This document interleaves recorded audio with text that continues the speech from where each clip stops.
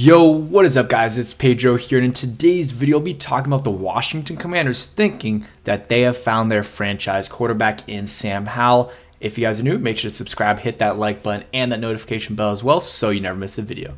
The Washington Commanders made some big moves at the trade deadline, trading Montez Sweat and Chase Young, and Josh Harris definitely, played a part in some of that decision making, and a big decision that is going to have to be made this offseason is who the GM is and then the head coach, but also is Sam Howell the franchise quarterback. We've seen some really good things from him through the first half of the season, and a report came out from Diana Rossini, who does have some connections to Washington. I think she worked on this beat a while ago. She's from this area as well. So she said there is a strong belief in the building that the Commanders found their franchise QB in Sam Howell, and now it's about building for 2024. So some high praise for Sam Howell. And Burgundy Blog, who's Commanders fan page, says, "I don't hate this, but I put more stock in it if the 2024 GM was in the building." And I totally agree. The next GM is going to be the one ultimately making the decision, but Sam Howell still has a full half of the season to prove how good he is and if he's going to be the franchise QB. So far, the returns are very promising. In 8 games, he has a 67% completion percentage, which is very, very good. 2,146 passing yards, 13 touchdowns, 8 interceptions. The bad part is the sacks, but that got better last week. And the quarterback rating isn't great, but the pass rating, 90 pass rating. And that's basically his first year starting. And he has one fumble? Yeah, he had the one fumble in the Cardinals game, I believe. And he has 130 rushing yards and 1 touchdown. For a rookie, that's really, he's not a rookie, but he only played in 1 game last year, and he's a 5th-round pick. So he's still a very young player. And for a guy like Sam Howell to have a 67% completion percentage, be top 10 in the NFL in passing yards, and have 13 touchdowns and fewer than 10 interceptions, I think that's puts him in a really good spot. And, I think Eric Bieniemy at times has done a really good job helping out Sam Howell, but at a lot of times has not done a good job and has put him in bad situations because, we know Howell holds onto the ball a little bit too much, but at a certain point, Bieniemy, he needed to realize that earlier and stop dropping him back as much and do some more quick game stuff. And in the Eagles game, he did that a lot better, and I hope that carries over to the Patriots game as well. But here's the one thing.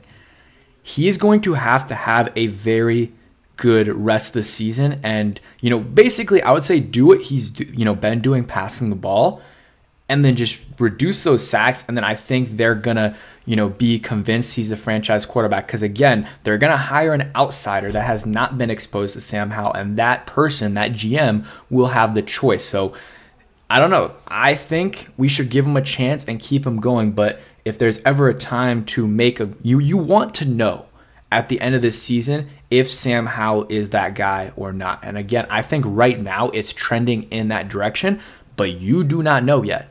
A lot can change in 9 games. We still have 9 games on the season. He could end up going in those 9 games, have 17 touchdown passes and 6 interceptions, and then finish the season with 32 touchdowns and 14 interceptions.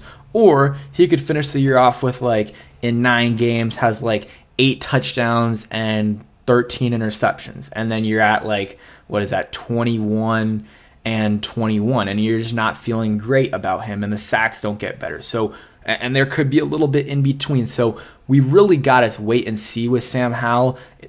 The returns are promising. He's been solid as a runner as well. That's another thing that he could even, get a few more carries and maybe get some touchdowns. He had a touchdown in the 2022 game, in that 1 game, and I think he had a touchdown, in the first game? It was against the Cardinals. So he has had a good season. I want to just look up his, stats compared to other quarterbacks as well, just to show you guys. And really, if you look at it, the crazy thing is, obviously, you can't take out 1 game, but half of his interceptions on the year are against the Buffalo Bills, who at the time, and they're still a decent defense, but they lost 3 key players. But the Bills defense then was elite, and he had 4 interceptions. So obviously you can't take it out, but hypothetically, if you did, he had 13 touchdowns and 4 interceptions on the year.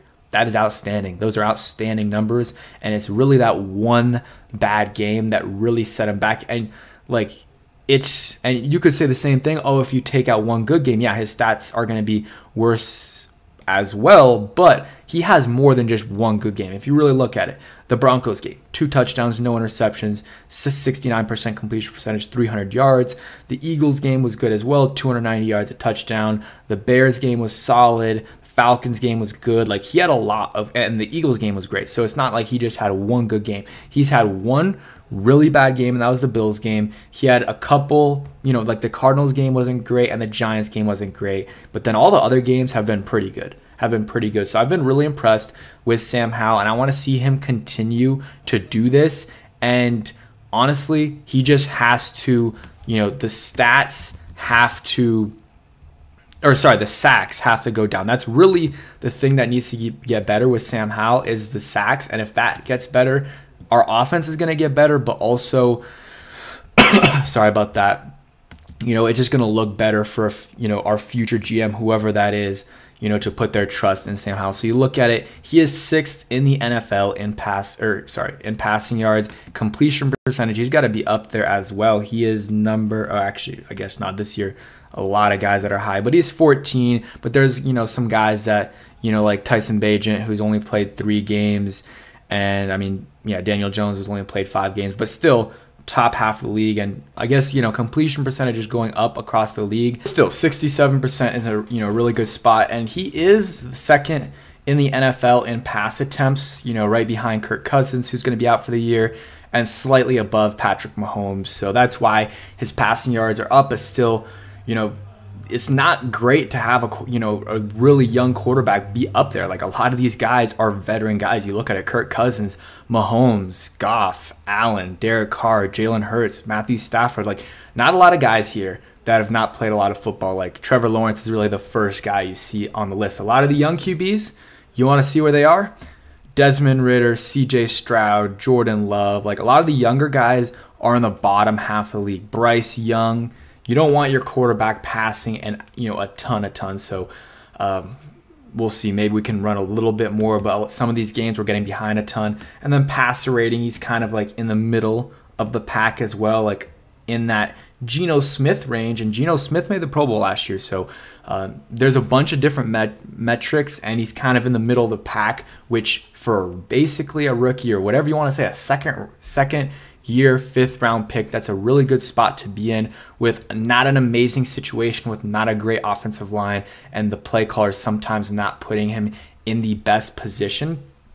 So we got to continue to see it, but the returns have been great on Sam Howell so far. If he can continue to do this, I think the next GM will choose him as a franchise quarterback. Also, if what pick we have also will help decide who our franchise quarterback is. If we somehow end up with the 2nd overall pick, which I do not think will happen, well, that kind of changed things, because then you can get, Drake May. Maybe, some people think Drake May is going to be the number 1 QB, so maybe you get Caleb Williams, whoever it is. At number 2, it would be hard to pass up on a QB like that. But if you end up getting 7 wins somehow, which Rivera always ends up getting, and you're at pick 14, well, it is a great QB class, but at that point, like, are you going to get a quarterback at 14 that is going to be significantly better than Howell?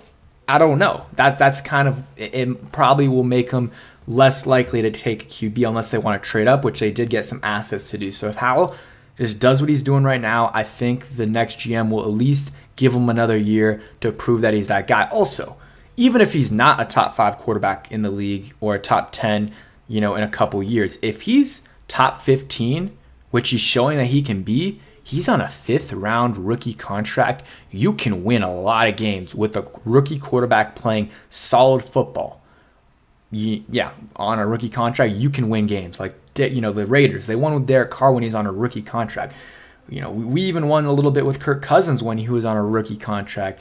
The Patriots, when Mac Jones was good, his rookie year, was on a rookie contract. You can win with a quarterback on a rookie contract, but once you got to pay that quarterback and you have to pay him like 40 plus mil, that's when it becomes a little bit questionable. Like, the Giants even won last year with Daniel Jones on a rookie contract, but this year, I mean, he's getting paid 40-something million. They're not winning, and that's a huge reason why. So that's just what I want to talk about today. Hope you guys are enjoying your Saturday. A lot of good college football going on. Thanks for watching. Hope you guys enjoyed, and peace.